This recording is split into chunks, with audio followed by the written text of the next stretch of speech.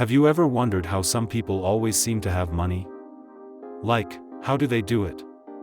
You know the ones, those people who never seem to be broke, no matter what happens. They can buy practically anything they need, whenever they need it. And no, I'm not talking about people who just swipe their credit card and hope for the best. I'm talking about the ones who are seriously organized, financially smart. Well, if you want to be like them, this episode is for you. Today, I'm going to share the 4 tricks people who always have money use. The first trick is this: people who always have money make budgets for their current self, not their ideal self. How does this work? Well, think about it.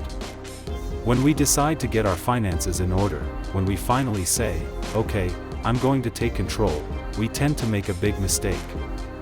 We budget for our ideal self, the perfect version of us that's frugal, saves every penny, and makes all the right choices. Sounds familiar? Let me give you an example. Let's say someone typically spends $300 a month on food. But when they're making their new budget, they decide, nope, future me is going to be super disciplined. I'll cook every meal at home and cut that down to $150. Why?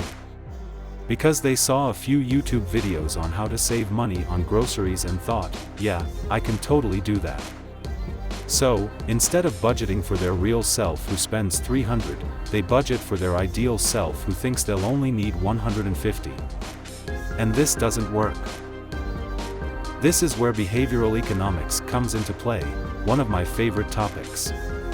You see, the money we spend each month is tied to our habits, our behaviors. What do I normally do? Do I go out to eat? Do I take Ubers? Do I grab a beer with my coworkers after work?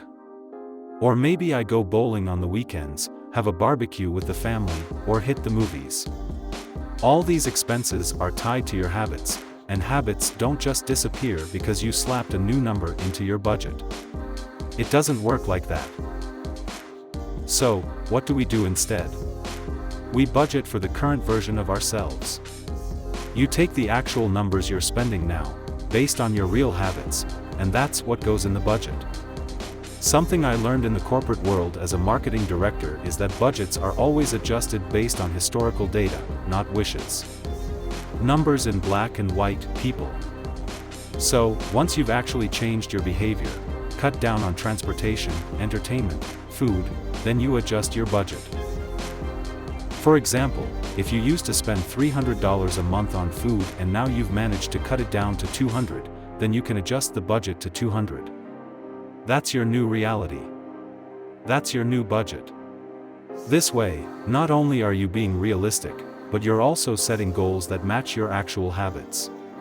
This is how it works in the private sector, and even in public budgets. If a city doesn't use 100% of its allocated budget for something, guess what? They get less money for that category next month. Makes sense, right?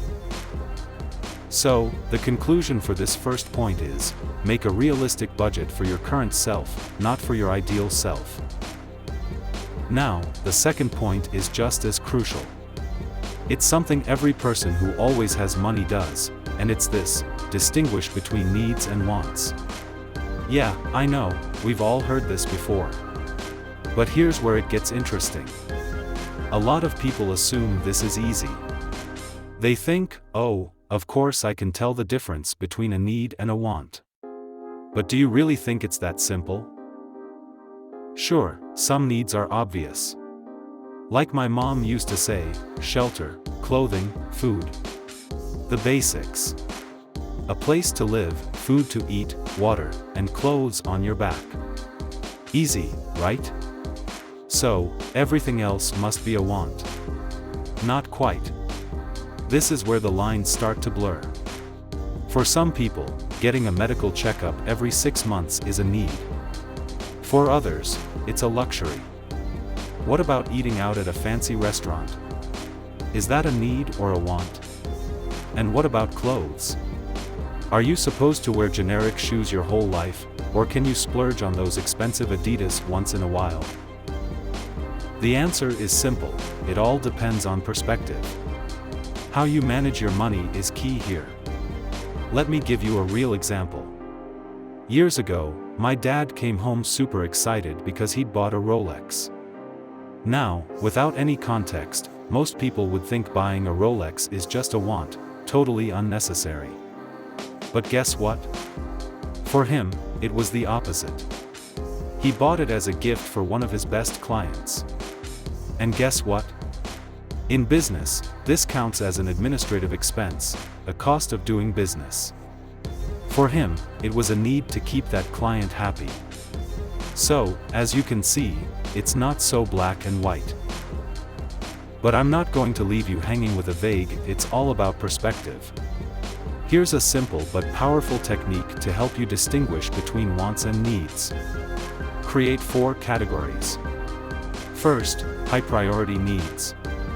Second, high priority wants. Third, low priority needs. And fourth, low priority wants. In other words, what you must have, what you'd like to have, what you could have, and what you'll probably never get. Now, the third trick people who always have money use is that they avoid borrowing money at all costs, especially for consumer purchases.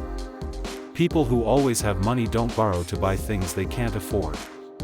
They wouldn't charge groceries or luxury items they can't pay off on a credit card.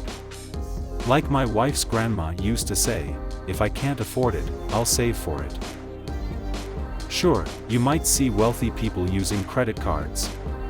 Of course, people with money use credit cards, but only because they pay off the balance every month. They use them for the rewards, whether for travel points or cashback. And credit cards are generally more secure than debit cards because it's the bank's money, not yours, that's at risk. But here's the key: they never pay interest because the money they're using on that card is money they already have. That's the difference. And last but not least, here's something important that I'm sure you've noticed. People who always have money are constantly looking for ways to earn more. Most wealthy people have multiple income streams, 3 or 4 on average. But since I've already talked about that topic before, I'll recommend you check out this video where I explain how to create different sources of income. It'll be super helpful for you, especially if you want to complete the information from today's episode. So, click here and I'll see you in the next episode on finances.